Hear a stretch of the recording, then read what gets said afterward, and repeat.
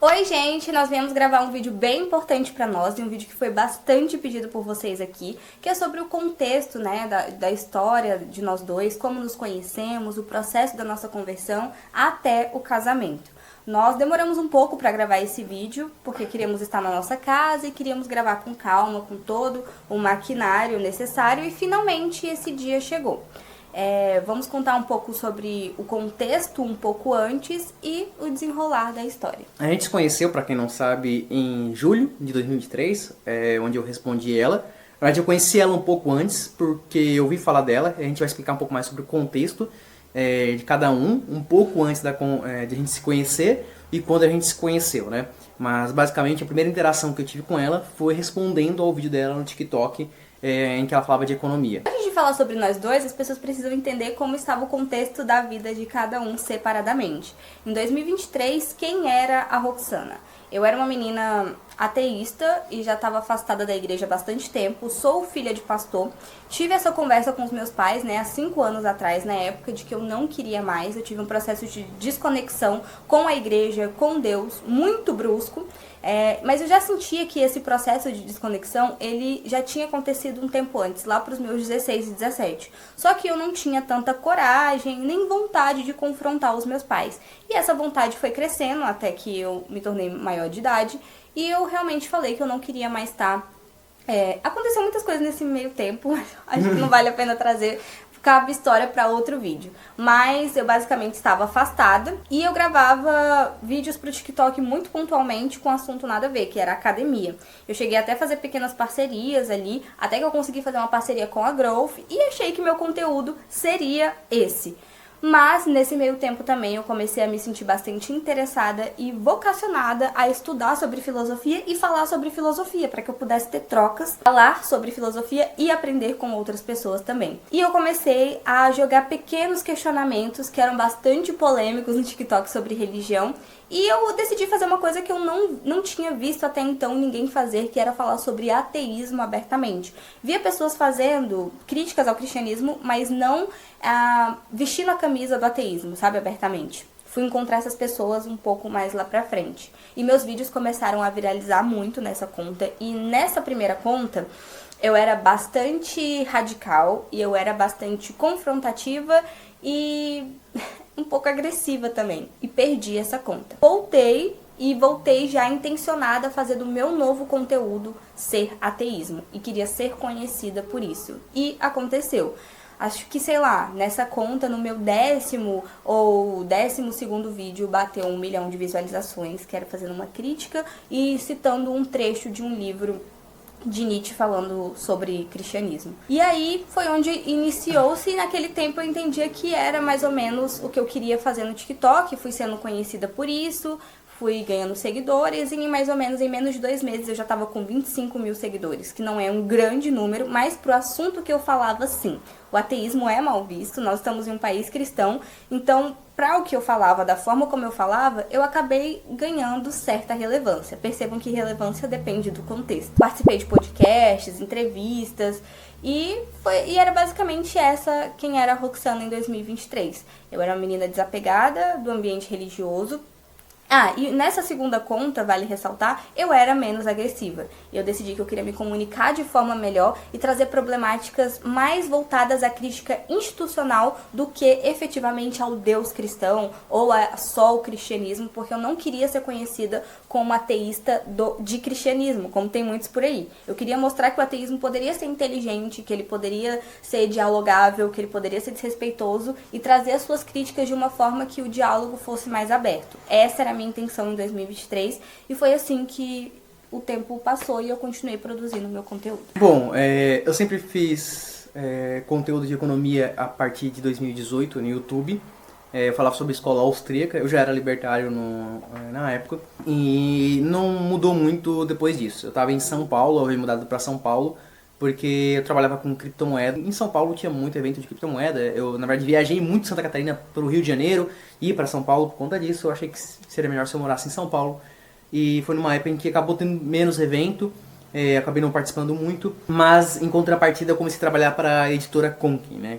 do canal Universidade Libertária. Eu comecei a fazer vídeos para a Universidade Libertária, comecei a trabalhar na parte de gestão de livros, enfim, de correção e tudo mais, decisões de marketing. Então eu fazia muito conteúdo sobre libertarianismo e sobre economia. Quando eu conheci a Amanda, eu na verdade conheci ela num outro contexto. Ela estava meio que discutindo intelectualmente com alguns colegas meus da plataforma, né? Que era o Gabriel Carneiro, o Gerson Briante. E eles basicamente, nós tínhamos um grupo no WhatsApp e eles sempre falavam, responder a Rox, não sei o que. O tema do assunto era sobre cristianismo e conservadorismo, né?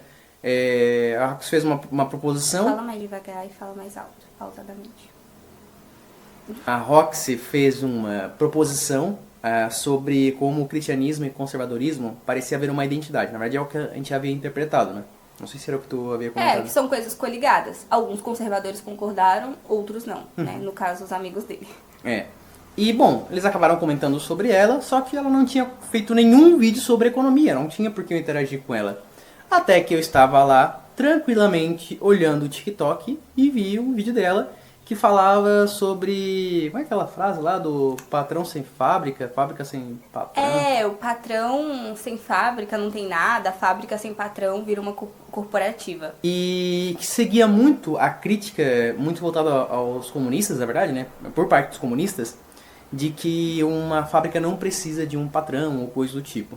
Ignorando, claro, como muitos marxistas fazem, toda a concepção do surgimento do capital, do acúmulo de capital, que não necessariamente vem da exploração, mas que são necessários para que uma empresa surja, para que tu possa gerar então um processo de divisão do trabalho, enfim, é um processo econômico bem complexo. E eu respondi ela, resumindo esse meu argumento, e falando que ela havia espantalhado, né? Não, foi palpitado, eu acho, né? Foi palpitado, falando que ela havia palpitado sobre o assunto, e aí nós começamos a trocar algumas farpas nos comentários. Mas assim, não foram grandes farpas. Eu já tive farpas muito maiores e, na verdade, vamos trazer o contexto, infelizmente, isso vai ser importante. Eu tava em uma época de bastante estresse no TikTok, porque eu tava ganhando evidência, eu tava ganhando peso naquilo que eu falava. Entretanto, eu já estava... Isso é importante pro contexto à frente. Eu tava começando a ter bastante conflitos internos com os próprios marxistas. Porque como eu era ateísta, eu defendia a tese. E até hoje eu acredito isso como cristã, tá? De que o ateísmo, ele tem uma visão anticapitalista em vários aspectos e que o marxismo é em si, em sua essência, em seu âmago, ateísta, né? Por conta da ligação com o materialismo. Então eu tava tendo bastante conflitos porque eles estavam dizendo que eu era elitista, que eu tava trazendo um assunto que era muito complexo, querendo me silenciar mesmo. E nessa época eu não aceitava ser silenciada por cristãos, nem por pessoas que eram anarcocapitalistas, mas eu também não aceitaria ser silenciada por marxistas e pessoas que eram parecidas comigo em pensamento ideológico. Então eu estava com muita tensão.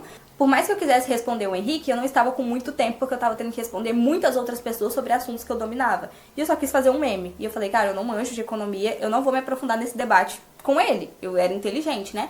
Então eu fiz um vídeo resposta, na verdade, falando, olha, não é o meu assunto, não vou me aprofundar nisso, tchau. Foi basicamente isso. Então as farpas foram pontuais, assim, nos comentários. E aí cada um voltou a seguir sua vida. Nessa época eu era agnóstico, cético, ou seja, eu entendia que existia um Deus, mas eu não entendia que era o Deus cristão. Na verdade, eu até defendia que a tese de vincular Deus ao Deus cristão seria um salto lógico, né? Então eu era agnóstico, cético. Na época eu estava respondendo muitas pessoas também no TikTok, mas sempre voltado à economia. Só que eu estava muito mais interessado em produzir conteúdo para a Universidade Libertária, então meio que marginalizei, por exemplo, o meu perfil no TikTok. E depois que a gente acabou respondendo um ao outro, a gente ficou um tempo com pouquíssimas interações sobre assuntos pontuais, até que surgiu um inimigo em comum. Um texto que eu trouxe há pouco pra vocês, de que eu tava tendo muito debate com vários marxistas, apareceram os católicos marxistas. E eu fui mostrar na literatura de que isso não existe e de que isso... Ah, não, eles não eram marxistas, eles eram anarquistas. Anarquistas e cristãos, católicos no caso. E aí eu comecei a pegar muito firme nesse assunto, eu entendi. Trouxe uma pauta que incomodou e realmente todos os meus vídeos começaram a viralizar muito sobre isso. E assim, o que eu percebo é que eu trouxe bons argumentos, eu trouxe bons questionamentos que boa parte deles não sabiam responder corretamente ou com um astro lógico, e isso foi irritando eles, então eles preferiram se unir para tentar me silenciar. Isso aconteceu, assim, de diversas formas. E uma das formas dessa nossa inimiga em comum foi ela me chamando de antissemita, dizendo que a forma como eu falava sobre o cristianismo era essencialmente antissemita, e fez uma falsa acusação em relação ao Henrique, que ele conseguiu provar que não era verídica, enfim. Tanto é que ela sumiu, nunca falou sobre essas questões, mesmo ambos pedindo provas, mesmo que a gente... Eu sabia que eu não tinha feito isso, então eu não tive medo de falar, olha, pode pôr a prova publicamente, que se isso for verdade, eu apago meu perfil. E ele fez algo muito parecido, ele fez a mesma coisa. Na verdade ela me acusou de assédio no perfil. Muitos anos antes de conhecer a Amanda, e depois de um tempo, eu tava fazendo uma live sobre um trecho de um livro sobre Mises, e ela subiu, só que falar que alguém cometeu um assédio quando é mentiroso, principalmente quando alguém tem ojeriza, isso é pesado. Eu tenho poucas ideias com isso, tá? Então a pessoa subiu na live pra falar comigo, eu falei, tal pessoinha, contigo eu não falo porque você me acusou de ser assediador. Eu nunca fiz isso. Aí eu saí da live, eu fiz um vídeo mostrando os prints em que ela falava claramente isso, e por algum motivo isso caiu na Amanda. Eu acredito que alguém deve ter indicado, porque a pessoa era uma pessoa em comum. Sim, foi a Babi que me mandou. A Babi continua sendo ateísta, era minha amiga de plataforma de conteúdo ateísta. Ela falou, olha, essa menina também tá acusando outras pessoas. E não surgiu só o Henrique, surgiu várias outras pessoas.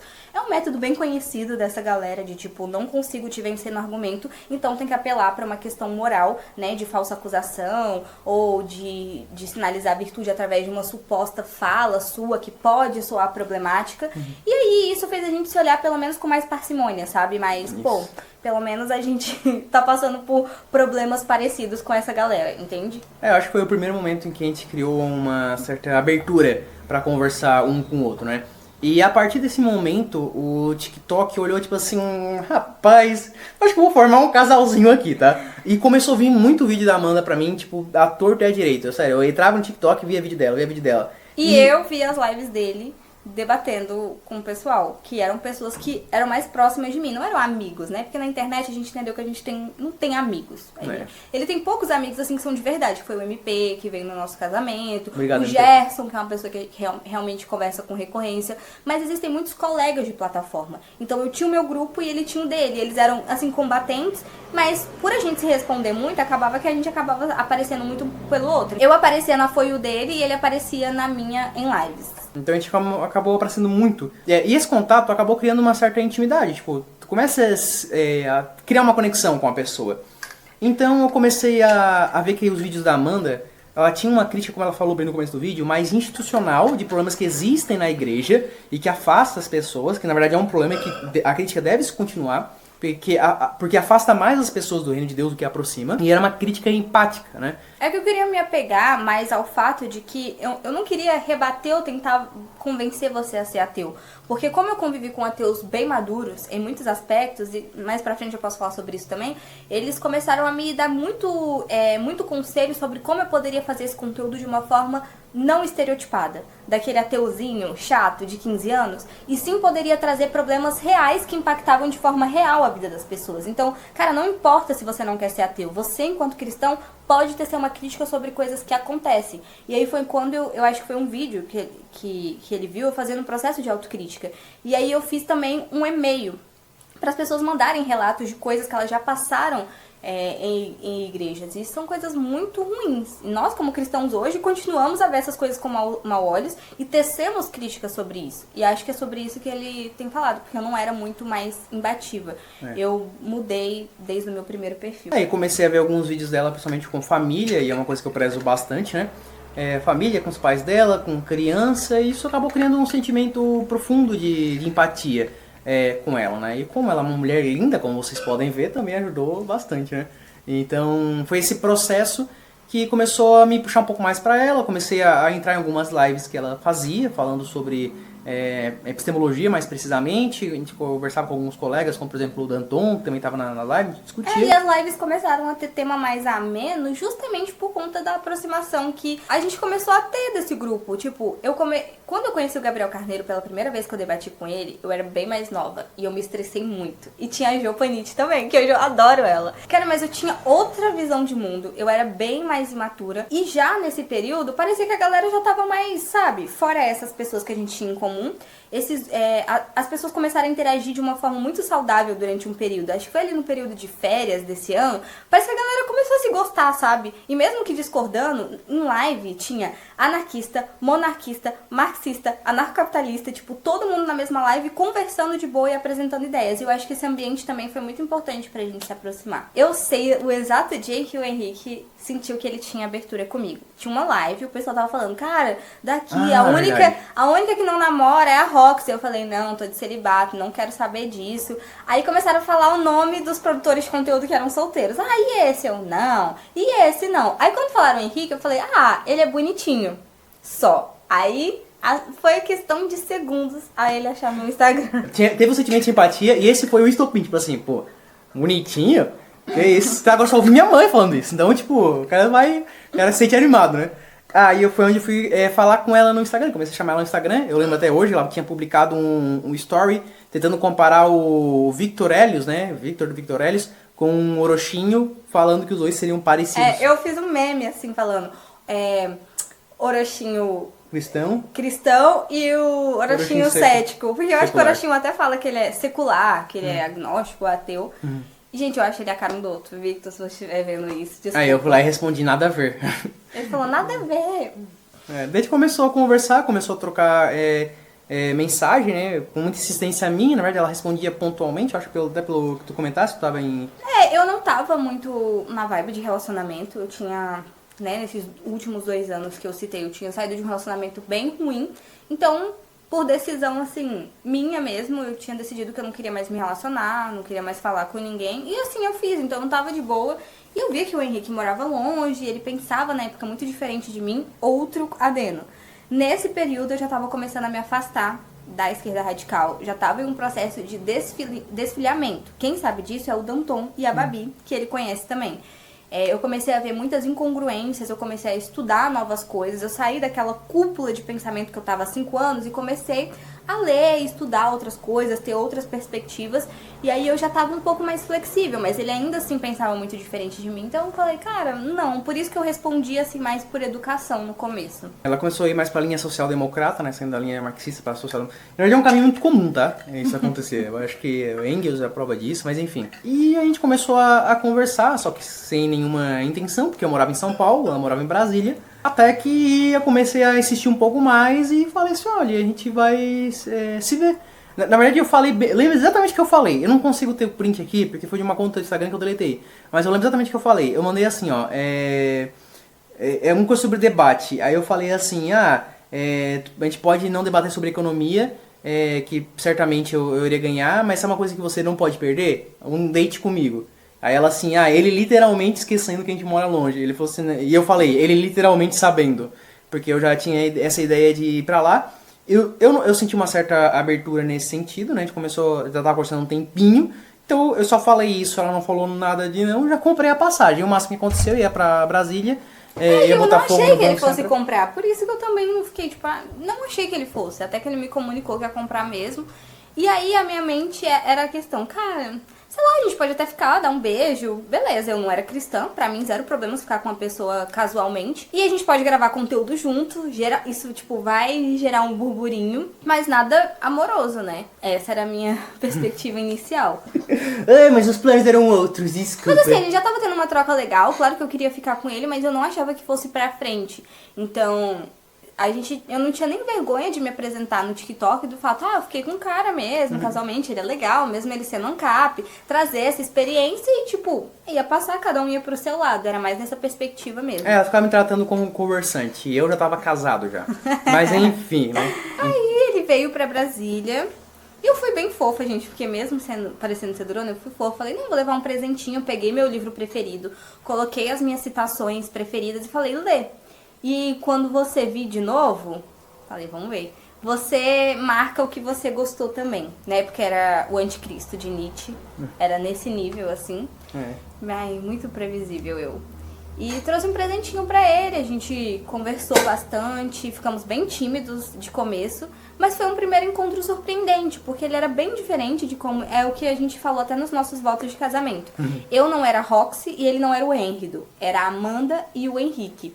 E aí a gente percebe que realmente são coisas diferentes. Na internet a gente tenta ser transparente, mas na vida real nunca vai ser igual à vida real. E muitas pessoas que encontram a gente pessoalmente, né, falam sobre isso. Então essa abertura de a gente tirar toda essa questão de política, de internet, de pensamento ideológico, e a gente prestar atenção no outro de verdade, foi muito importante pra gente realmente começar a se gostar. Focar no que nos une, não no que nos separa. Como é que foi a sua primeira impressão no encontro? Bom, a primeira vez que eu vi a Amanda foi de cima, assim, eu vi só a cabeça dela, porque eu tava num apartamento, né, e deu pra ver ela saindo do carro.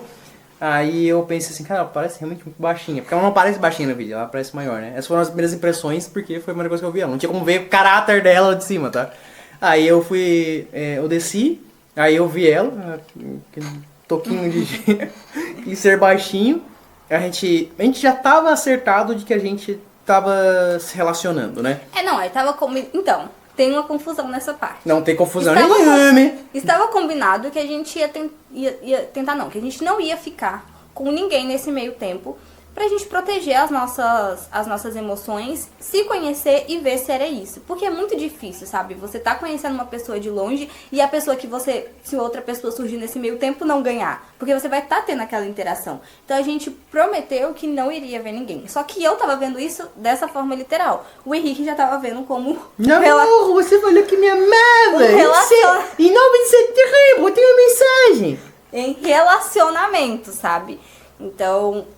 gente. Não, tava namorando já. Não veio com desculpa, tava namorando. Que nem pra ele, né? Pros dois, tá? Então, ela me deu o presente que ela comentou, eu dei um presentinho pra ela, que foi uma bolsinha desenhada e... mais o que? Não foi só a bolsinha desenhada. Antes de eu ir pra Brasília, eu havia desenhado eu com o bonequinho e ela, e eu botei um coraçãozinho nos olhos da menininha. E ela assim, por que essa menininha tá com cara de apaixonada? Eu assim, não sei, desenhei sem querer. Aí eu peguei esse papelzinho que eu desenhei, guardei e levei pra ela. Infelizmente ela colocou num iPhone que ela perdeu no mês seguinte, que foi em outubro. Porque eu fui em setembro e em outubro ela perdeu o celular. E foi isso. E ele ficou aqui 3 dias? Fiquei 3 dias lá, a gente... E meu pai e minha mãe morrendo de medo, tipo, eu tava no ápice da minha loucura pros meus pais, porque, eu não tava nem aí pra nada. Eu não era uma pessoa de muitas bebidas, festas, eu não era muito disso. Por mais que eu saísse pontualmente. Mas eu tava muito louca perto do que eu fui educada, ideologicamente, politicamente, formato familiar, a forma como eu me via. E ainda encontrei outro louco que era cético também, gente. Então, vamos desmistificar aqui essa questão de que o Henrique me converteu. Cara, o Henrique só quis estar comigo porque ele tinha outra perspectiva. Ele não detestava a religião. Ele não tava nem aí. Ele não ligava pra religião. Então, assim, eu tinha ojeriza e ele era completamente indiferente. E só por isso a gente conseguiu ter essa liga, sabe? Eu não acho que o Henrique deixaria de se relacionar com alguém se a pessoa fosse cristã, só que ele jamais acompanharia ela, sabe? Ele falaria, cara, fica aí na sua fé e eu não quero. E eu jamais me relacionaria com uma pessoa que dissesse que é abertamente cristã. E então, assim, zero possibilidade de ter sido um processo de ele me convencer, de ele me converter, de ele ter gostado de mim e ter já vi, né, o pessoal falando que você iniciou essa relação já sabendo que você queria me moldar. Eu sou a mãe de Ná, eu previ que eu ia me converter, eu já queria iniciar o processo com ela, é mais ou menos por aí. Porque as pessoas acham que o agnóstico é tipo um meio cristão. Não, gente, o agnóstico é uma pessoa que acredita que possa existir um Deus maior, pode ser uma visão até espinosista, tem várias formas de ser agnóstico. Mas é algo completamente desassociado do cristianismo, que fique claro. Deus cristão é um Deus que existe, triuno, é o Deus vivo, né? O agnóstico é só um ente. Pode ser um ET, pode ser uma energia. É o questionamento não se sabe. Da possibilidade ou aceitação, mas não de uma forma que a gente tenha esse conhecimento pessoal, né? Enquanto no cristianismo você tem não apenas o conhecimento, mas você, quando cristão, tem uma relação com Deus. Questão de valores, de visões, assim, de... Não tinha essa perspectiva de relacionamento que você tem eu imaginei que ia ter um relacionamento sério, a gente iria sei lá, Namorar junto. se relacionar, empreender nas nossas coisas, ter esse desenvolvimento pessoal e, sei lá, viajar, essas coisas que são finalidades onde você norteia a sua vida em questões contingentes, do momento, sabe? O que é perigoso, né? Porque quando você consome aquilo, você elimina a sua finalidade, né? Então você precisa achar uma coisa que não pode ser a mesma que você acabou de consumir, e geralmente é tentar algo melhor, e isso pode acabar adoecendo a pessoa, né? E se eu visse qualquer ímpeto religioso no Henrique, não ia dar certo. Eu já respondi isso no TikTok, as pessoas falam, não, mas se você gostasse de uma pessoa cristã, eu falei, cara, eu até poderia admitir esse sentimento, mas eu sou uma pessoa que gosta de pensar a longo prazo desde sempre, e eu saberia que isso ia ser insustentável. Beleza, veio o primeiro encontro, a gente falou, cara, a gente realmente se gosta, então vamos começar a namorar e ver no que dá. Aí você veio no mês seguinte? Não, eu já saí já assim, beleza, vou conversar com teu pai. Teve isso também. Não, ele queria conversar com meu pai no dia mesmo. Eu falei, olha, acho melhor não, acho melhor a gente ver se realmente vai pra frente, porque um relacionamento à distância é muito ruim. Eu era uma pessoa que zoava muito relacionamento à distância, achava assim, ridículo, impossível de dar certo. Então eu falei, nem sabemos se vai pra frente. E eu, pra ser sincera, tava pouco esperançosa de que isso ia pra frente. Então eu não queria estressar os meus pais com essa situação, porque eles já estavam estressados o suficiente e preocupados o suficiente. Aí ele falou, então beleza, mas da próxima vez que eu vir, então eu vou conversar com os seus pais. Aí você veio no mês seguinte? No mês seguinte. No mês seguinte eu tinha conseguido o contato dele, mandei uma mensagem pra ele me apresentando, né, pra não só simplesmente chegar lá. Ele fez uma chamada de vídeo, ele fez algumas perguntas pra mim, eu não me recordo exatamente das perguntas, mas era mais no sentido de tentar entender o valor da pessoa e tudo mais. E, enfim, a gente acabou marcando pra ir. E no mês no mês de outubro, quando eu cheguei lá, ela foi me buscar junto com ele, né? Ele foi lá de carro, me buscar no aeroporto de Brasília. Foi uma viagem bem tensa. E vamos ser sinceros aqui, já que a gente tá abrindo. A gente tinha muitos conflitos, porque eu nasci um lar cristão, com um homem que sabia ser homem, provedor, divisão, na minha casa tinha divisão de tarefas muito claras. Meu pai sempre foi meu ponto de equilíbrio, sempre foi meu ponto de ajuda, mesmo quando eu não era cristã. E eu passava por muitas questões emocionais, tá, gente? Eu sei que várias pessoas falam assim, a Rox era brilhante, ela tinha uma vida pela frente, ela era quem me inspirava. Sim, tem pessoas que falam isso. Mas vocês não sabiam das questões internas que eu tinha, dos conflitos internos que eu tinha. Porque eu sempre sonhei em ter família, eu sempre sonhei em ser cuidada, eu sempre sonhei em ter várias coisas que você seguindo certas questões ideológicas, políticas, certas visões de mundo, são completamente opostas a isso. Então eu tinha que ter uma imagem de mulher forte, que resolvia as coisas sozinha, que não precisava de um homem para absolutamente nada, que se bastava em muitos aspectos e que tinha os meus próprios conflitos, né, gente? Até hoje eu tenho, mas eu tenho suporte, que é o próprio Deus, e depois meu marido e minha família. E nessa época eu escolhi me afastar dessas coisas, então eu tinha que me resolver sozinha em muitas coisas. Mas quando tava demais, eu ainda tinha ali o meu pai. E o Henrique foi um homem que nasceu uma perspectiva muito feminina e ainda tinha uma visão completamente progressista. Então, era tipo assim, 50% eu, 50% você, e se der, 80% você. E eu falava, então tá bom, então eu faço 100. Então, tipo assim, também sempre buscando ter razão, nunca cedendo, não sabendo pedir perdão. Ou seja, a gente não tinha nenhum valor cristão. Era tipo, eu vou ganhar. Não, eu que vou ganhar. E isso prejudicou muita gente, porque a gente se gostava, mas o nosso ego era o que norteava o nosso relacionamento. Por mais que a gente tenha falado do negócio da Amanda, a Rox transformando a Amanda, Henrique transformando em Henrique, querendo ou não, a gente ainda voltava a isso, né? Até uma coisa que é importante destacar, porque o ambiente que a gente se colocou é um ambiente de debate, né? Então, às vezes a gente se via não como uma pessoa para contar, um companheiro, mas como um oponente de debate. Então, tem essas questões. E a gente não tá falando de questões políticas, mas a gente tá falando da postura, de postura mesmo. De querer ganhar uma argumentação, coisa do tipo. Então, tem, claro, a questão da ausência dos valores cristãos, mas também tem um reforço desse ambiente de disputa, de batalha intelectual, entre outras coisas. E, claro, vivências também, que nos afasta de conseguir... A gente tinha muitas cargas relacionais. Quem sabe mais pra frente a gente pode vir pra falar sobre isso, porque eu acho que é importante pra vocês entenderem o quanto se guardar. Hoje a gente olha pro outro e fala, cara, como a gente queria ter esperado. Foi uma bênção, a gente sabe que Deus permitiu acontecer como aconteceu, mas essas cargas relacionais foram também muito importantes para criar um ambiente de muita tensão no nosso relacionamento. Sim. Por conta de traumas, questões mal resolvidas, insegurança, tudo isso existia no nosso relacionamento, gente. Os primeiros meses foram realmente muito ruins. A gente não sabe como... Porque agora a gente se enxerga como um time. Eu e o Henrique, é eu e ele. Mas antes era a Amanda contra o Henrique. E isso perdurou durante, tipo, os 4 primeiros meses do nosso relacionamento, de chegar o meu pai e falar, cara, não vai dar. Porque realmente era muito difícil. E era tudo isso, à distância. Muitos dos nossos problemas eram resolvidos à distância. Para com isso. Não relacione à distância, pelo amor de Deus, tá? Muito difícil. É muito difícil, tá? Eu tive muita sorte, nós tivemos muita sorte no caso, mas é muito difícil mesmo. Eu não namoro à distância brincando, mas se você decidir por isso, tenha bastante consciência de que vai ser muito difícil, vai ser desafiador. É possível, nós somos a prova disso, mas é bem complicado porque você tá lidando com os defeitos, as dificuldades da pessoa sem poder olhar no olho. Porque em muitos momentos, Henrique, a gente tem pequenos estresses que só olhando pro outro a gente começa a rir. Sabe? O ambiente fica leve. Você olha pro outro e vê que ele realmente tá arrependido ou que ele realmente tá precisando de um abraço, de ajuda. Pelo celular, não. As coisas ficam em outro tom. É bem difícil. É como, por exemplo, se você já tem uma relação, tu, sei lá, abraça, beija a pessoa, isso acaba afetando também o seu sentimento, né? Você acaba acalmando você. Agora, a distância não, porque você tem que lidar somente com a voz da pessoa, através do celular. Então é uma coisa Mas ninguém vai abraçar e beijar. Então já não abraçou depois que entrou na corte, principalmente. Né? Mas antes, não tinha essa compensação, sabe? Então, a gente teve que lidar com o lado ruim da pessoa sem como eu posso dizer, uma máscara que existe, que querendo dar uma máscara, né? Quando você se relaciona com uma pessoa que ela é ruim, porém, sei lá, você tem um sentimento de atração por ela, ou coisa do tipo, tão forte que você acaba ocultando as outras coisas negativas, você cria uma máscara sobre a pessoa. Então a gente teve que lidar com a nua e crua, assim, ó. E Deus, assim, pegou esse período pra massacrar mesmo a gente. Henrique perdeu o emprego. Ah, sim.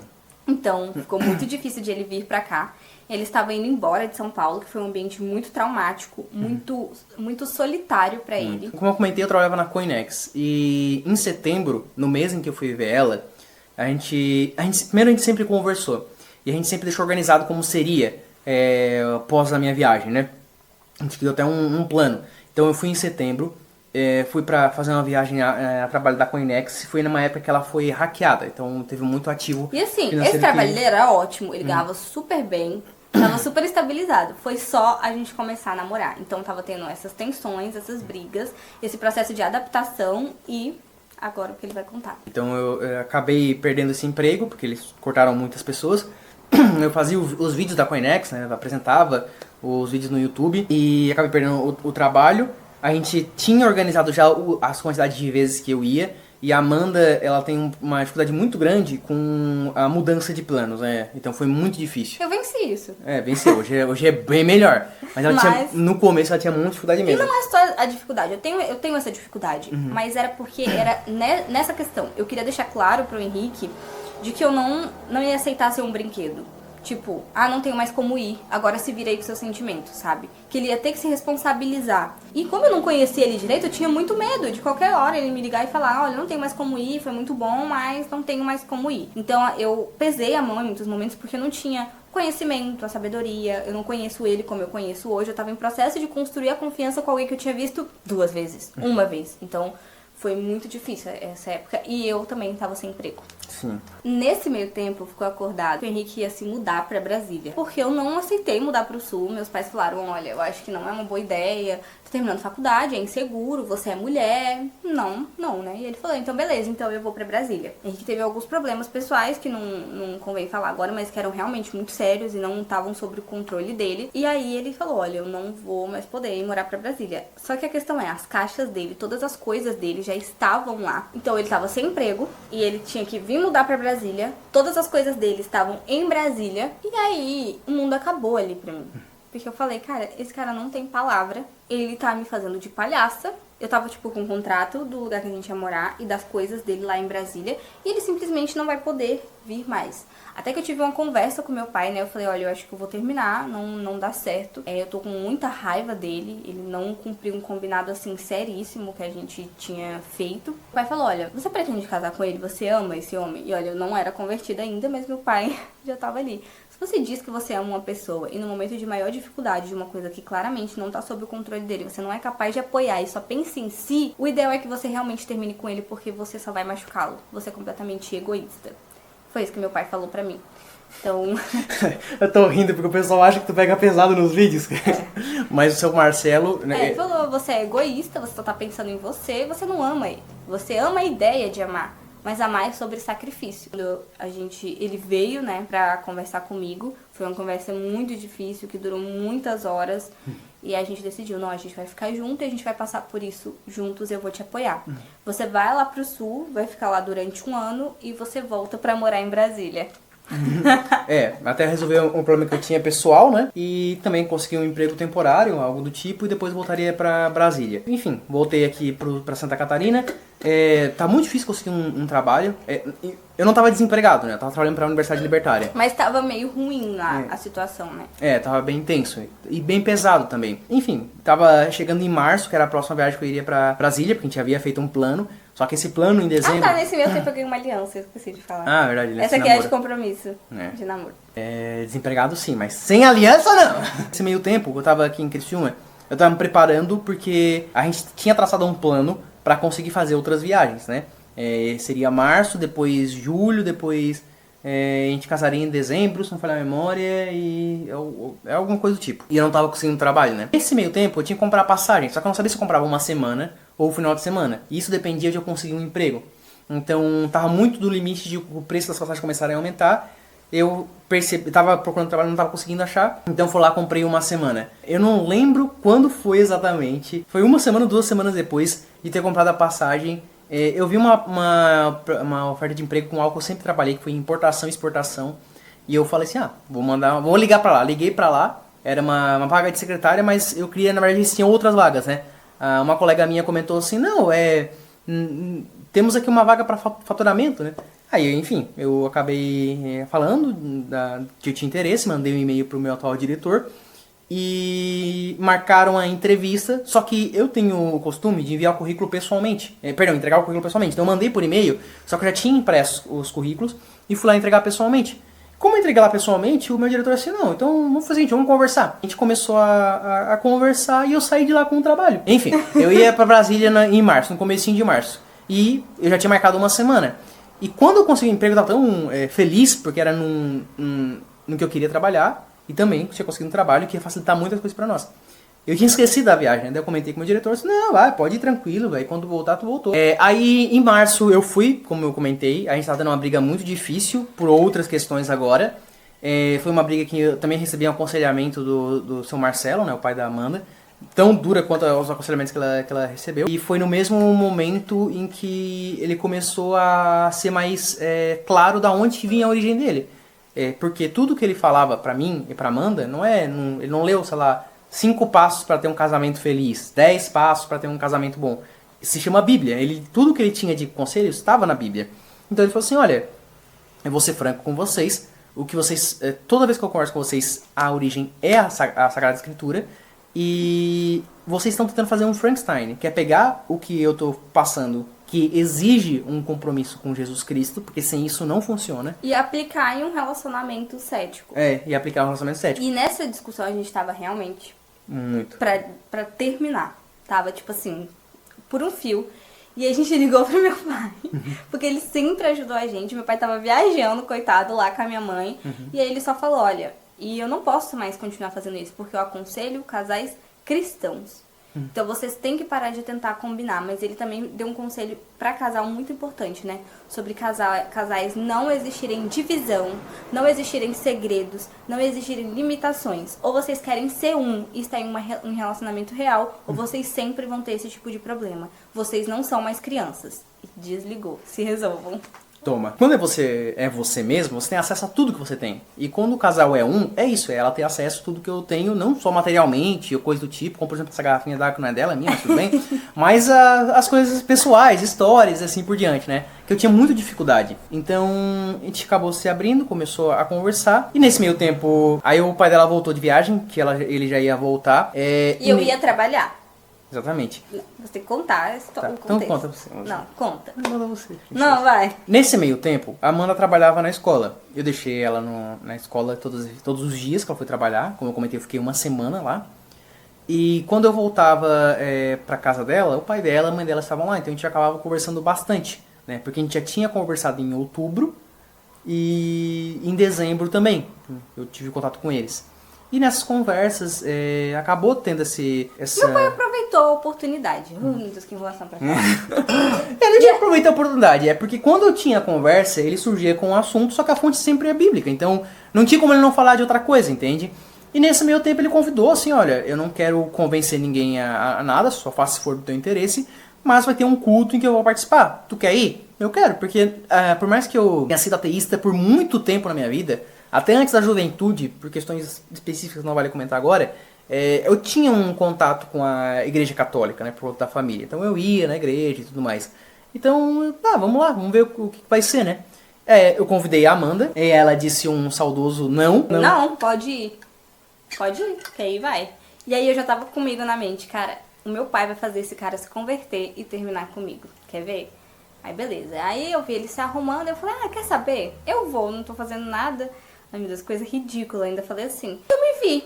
Tipo assim, em 5 anos foram feitos vários convites de várias formas. Mas, então, vocês entendem que não foi o Henrique que me converteu? Ele foi um meio pra me sensibilizar. Mas ele era tão alheio a isso quanto eu. Então, assim, aí eu falei, quer saber, eu vou. Me peguei me arrumando. Falei, cara, não acredito que eu tô aceitando ir. E era numa igreja bem pequenininha do pastor Lucas, que é um estúdio de tatuagem, assim. E aí meu pai deu a palavra. E o Henrique, eu vi que ele ficou bem impactado nesse dia. Ficou até com o olho marejado quando começou a ouvir algumas coisas. E eu bem assim...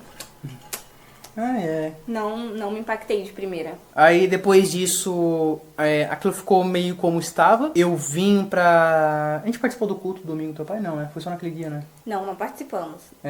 Aí eu vim pra casa e a gente começou a ter esses conflitos agora internamente, né? Porque pra mim, como eu comentei, eu acreditava que existia um Deus, só que não era o Deus cristão. E eu percebi que ele tava ficando sensibilizado. Eu falei, olha, se você quiser se converter, zero problema. Só que a longo prazo, você vai querer terminar comigo.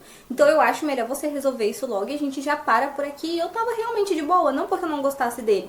Mas eu falei, cara, se ele encontrou algo que ele ama, beleza. Então, se ele quiser terminar comigo, tá tranquilo. E a conversa foi assim, ele falou, não é bem assim. Eu só prestei atenção no que seu pai falou porque é muito legal e eu acho que a gente pode extrair coisas positivas disso e não exatamente ser cristão ou religioso. Ele falava assim. O que mais me pegou é porque quando você lastreia todo o raciocínio pra dizer que Deus existe e percebe que Jesus Cristo existiu e fez o que fez, não tem outra escapatória. Então, ouvir mais sobre Jesus, que a gente sempre ouve Jesus, mas não entende a importância dele, por exemplo, na Santíssima Trindade, a importância que ele teve aqui na Terra, o que ele veio fazer. Isso acabou me convencendo dentro do meu coração, né? E ele não queria falar pra mim, não abertamente. Então ele tava tendo várias conversas que eu não sabia com meu pai, sabe? Eu não sabia. E aí ele falou, eu não quero falar com a Amanda porque eu sei que se eu falar, ela vai querer terminar, entendeu? Então eu prefiro ter esse processo sozinho, sem influenciar ela. Essa conversa eu sei agora. Na época eu não sabia. Pra mim ele tinha esquecido isso, nosso relacionamento tinha seguido normal nos moldes que a gente tinha combinado inicialmente, sabe? Ele falou, não, deixa isso pra lá. Nisso ele tava conversando e se aconselhando com meu pai, né? Comigo não foi um processo. A minha conversão, ela foi muito direta. Tava em uma quarta-feira qualquer. Eu tinha recebido recente um convite pra poder participar de umas palestras lá, de um evento ateísta, da Liga Ateísta que tava querendo se formar, imitando a ATEA, que foi a primeira Liga Ateísta do Brasil, que ficou bem famosa em 2013. E uma quarta-feira qualquer, eu ouvi vividamente no meu ouvido: acabou. Chega. Você só vai até aqui. Acabou. Chega. E eu acho que, na verdade, o único processo que eu posso falar que pode ter acontecido pra finalmente chegar nesse momento é que eu já estava desfiliada de qualquer movimento de esquerda, já estava desfiliada até da social-democracia, eu não queria mais. Eu fui muito magoada, desrespeitada e eu fiquei desencantada por algo que eu me dediquei há tantos anos, que foi a luta marxista, né? Eu dediquei dinheiro, conhecimento, do meu tempo, e ver a forma como eu fui tratada na internet foi muito importante para eu entender que eu não queria mais. Então eu percebi que meu coração estava mais neutro, e eu certamente sei que isso foi o trabalho de Deus para que eu pudesse receber esse chamado de chega, acabou. acabou. E nesse processo também, o Henrique foi se tornando uma pessoa muito diferente, porque ele estava sendo aconselhado com meu pai. Ele começou a ser um homem que tomava a frente, que fazia as coisas pra mim, que era infinitamente mais paciente. Eu até coloquei nos meus votos de casamento que eu entendi que o ego é barulhento e a humildade é silenciosa. Ele começou a ser um homem que ouvia mais, que era bem mais sensível às minhas necessidades.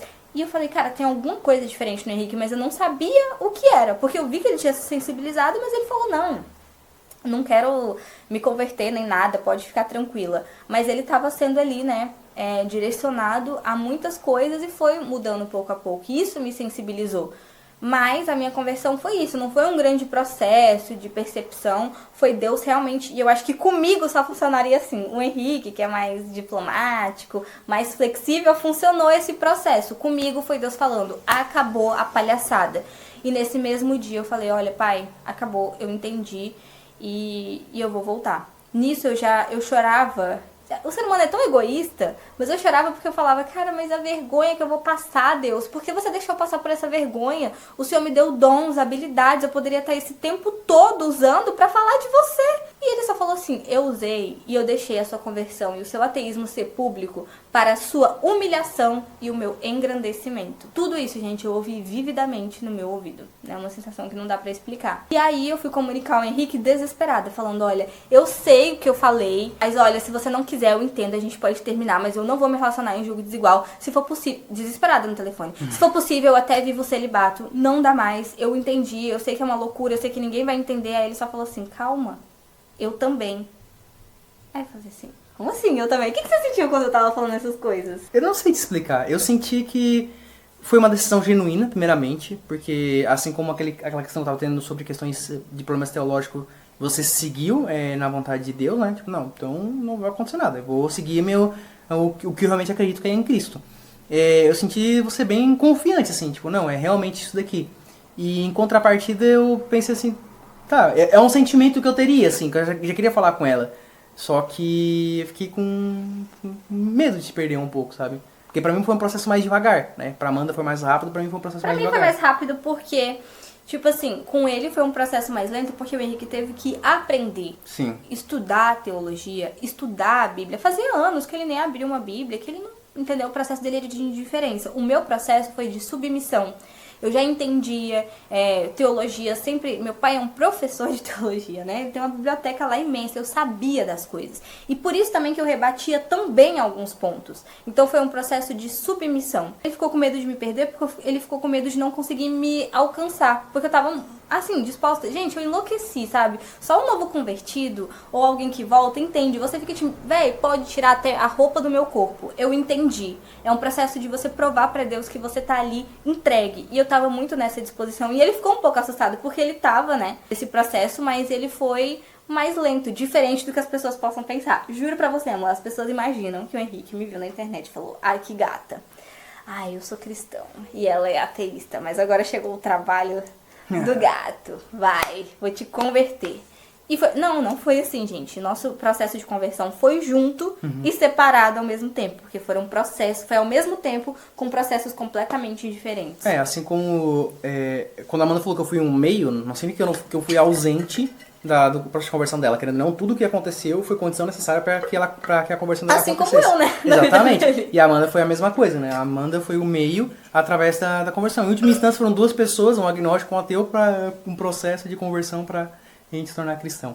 Então a nossa conversão ela pairou nisso, nessa dependência um do outro de fazer com que eu seja um meio para que o Espírito Santo nos toque, né? E aí foi isso, a gente decidiu, meu pai ficou muito feliz, mas ficou muito... Meu pai já tinha entrado em um estado, e a minha mãe, de desistência. Eles falaram a Deus, olha, porque eles ficaram, assim, nesses 5 anos, os 2 primeiros anos, assim, sabe, assim, desesperados, tipo, não vai acontecer, você vai ser convertida, tipo, impondo força e, sabe, desesperados e chorando.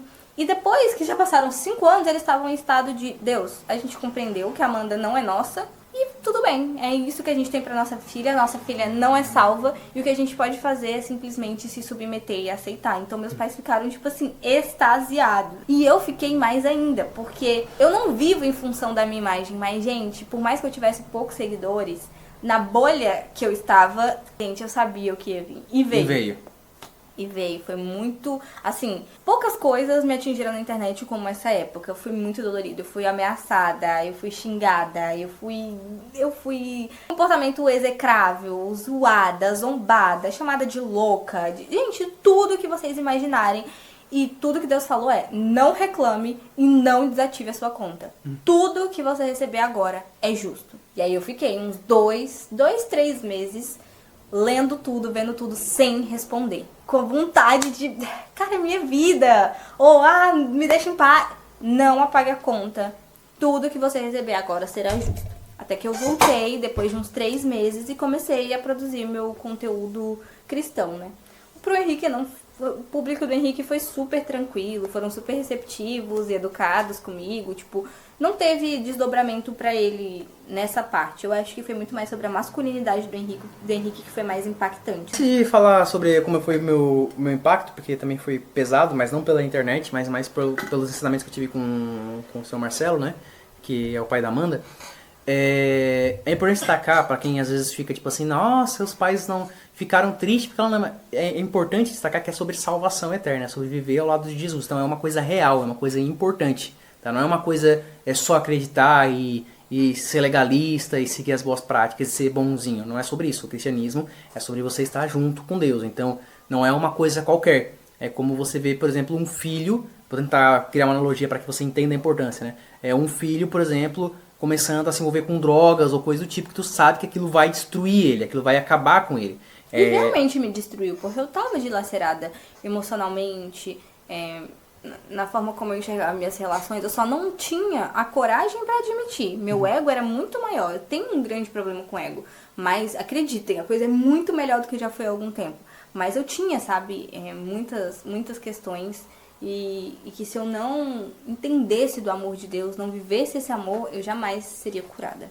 E sobre o meu processo, a minha maior dificuldade foi aprender algumas coisas que pra mim foram muito ausentes, né? Sempre fui criado com minha mãe, né? Porque ela é mãe solteira, no caso. Eu falei de novo, lá naquela entrevista com o Pondé, tiraram de contexto isso, né? Eu falei, sempre morei com minha mãe. O pessoal tipo assim, o ANCAP ali, ó. Eu em São Paulo, sozinho. Mas enfim. Quem vai entender isso aí? Esquece. Então, minha mãe me criou, minha avó também me criou. Tive essa ausência de figura masculina.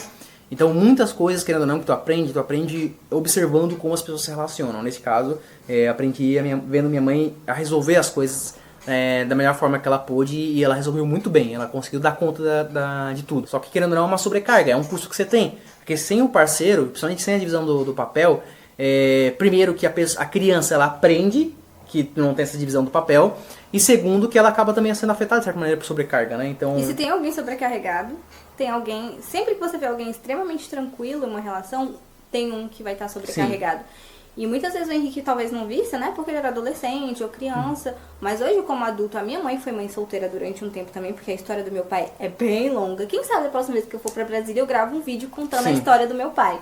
Que é uma história, assim, de cinema. Dá pra escrever um livro. E a gente, às vezes, não é capaz de entender, né? Essas sobrecargas que existem. Então...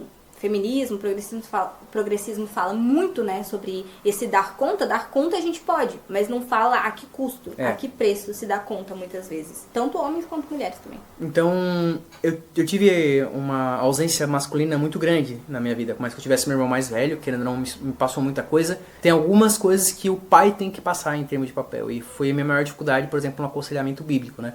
O papel do homem. Como eu não tinha contato com a Bíblia, eu tinha que estudar ao mesmo tempo que tinha que entender o que estava sendo passado no aconselhamento, né? Então, olha, tu tem que fazer isso, mas a origem está aqui, ó, na Sagrada Escritura. Então foi um processo mais demorado pra mim. Minha maior dificuldade foi na questão do papel, mas a partir do momento que eu começava a absorver, era incrível como o resultado prático acontecia na hora, de imediato, né? Essa transformação que a Amanda comentou foi por conta disso. Então tinha muitas questões que eu tinha dificuldades internas minhas, que eram da minha natureza pecaminosa, que afetava negativamente a minha relação com a Amanda e certamente a minha relação em qualquer outro tipo de ambiente.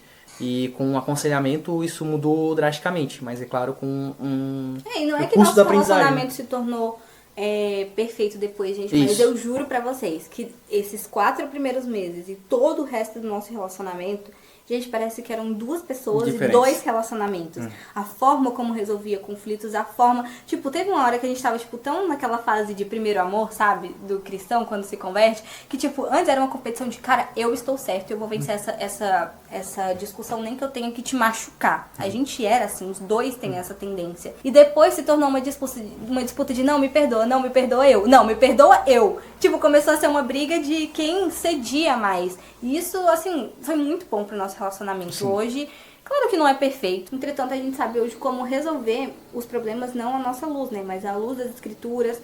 E se a gente erra, a gente sabe por que é errado e a gente sabe imediatamente analisar qual foi o erro. E antes a gente não tinha isso. Tipo, mas não tem nada de errado. Eu só falei dessa forma, ou eu só falei aquilo e não é nada demais. Hoje a gente sabe exatamente analisar e ter esse feeling, né, de coisas que não podem ser ditas, de determinada forma. E se acontece, entender o que é reparação. A gente aprendeu muito isso no nosso tempo de aconselhamento bíblico. E foi isso, foi um processo de bastante aprendizado, leitura da palavra, leitura conjunta, rotina de oração.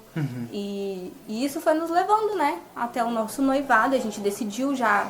Nesse tempo de aconselhamento, que a gente não pretendia mais ficar namorando durante muito tempo, que a gente tinha certeza do que sentia um pelo outro. E aí o Henrique me pediu em noivado e depois casamos. É isso aí. E eu queria só falar uma coisa muito importante, porque muitas pessoas falam, é Bíblia, aquele livrinho. Por mais que você seja ateísta, a Bíblia é um livro importante, tanto em termos históricos quanto em termos de entender a natureza humana, né?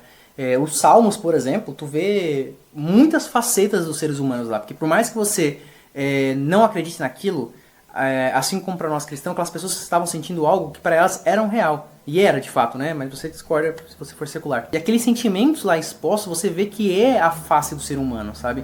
Então tem muita coisa na Bíblia que vale a pena você se debruçar. E, claro, não dá pra fazer um Frankenstein. A gente tentou e falhamos miseravelmente. Mas vale a pena você ler e aprimorar sua relação com Deus, porque não tem como você se relacionar com alguém que você não conhece, só tem uma forma de conhecer a Deus. É isso, gente. Essa foi a nossa história. A gente teve que resumir bastante, porque o vídeo já tá bem grande, mas a gente quis trazer os pontos mais cruciais, assim. E a gente compreende piamente que a gente poderia até ter insistido em ficar junto, mas nós jamais seríamos tão felizes, tão agraciados, não teríamos um lar de tanta paz, tão bonito, porque nós também fomos muito abençoados nesse período, tanto com os nossos padrinhos de casamento, as pessoas da igreja, tanto financeiramente, tanto quanto em oração, tanto quanto em desejar coisas boas. Só de você estar rodeado de pessoas que vibraram, sabe? O meu processo de conversão me quebrou muito, porque eu fazia muito esse processo de crítica institucional, e que são verdades. Mas eu fui surpreendida também por um tipo de amor que eu não lembrava durante esses 5 anos. De ver pessoas assim, ajoelhadas e chorando só porque eu voltei. Do tipo, eu orei por você durante esses 5 anos com os seus pais. Sem noção do que é pessoas que você não falava mais, de que você nem lembrava no seu dia a dia, elas lembravam de mim, sabe? E oraram por mim durante 5 anos. Então, foi muito importante também, porque eu posso trazer outro vídeo também, como filha de pastor, eu tinha mágoas, tinha ressentimentos que foram curados e tratados justamente nesse processo, como a igreja nos acolheu, né? Com todo o carinho e com todo o amor. E é isso, gente. Espero que vocês tenham gostado, que tenham tirado as dúvidas. Se vocês tiverem mais dúvidas, vocês podem deixar nos comentários também. E é isso. Quer falar alguma coisa? Não, só quero mandar o meu beijos, beijos, beijos. Esse bordão não existe, tá? Nesse canal. É Existe. criação dele. É isso, gente. Beijo e tchau. Tchau.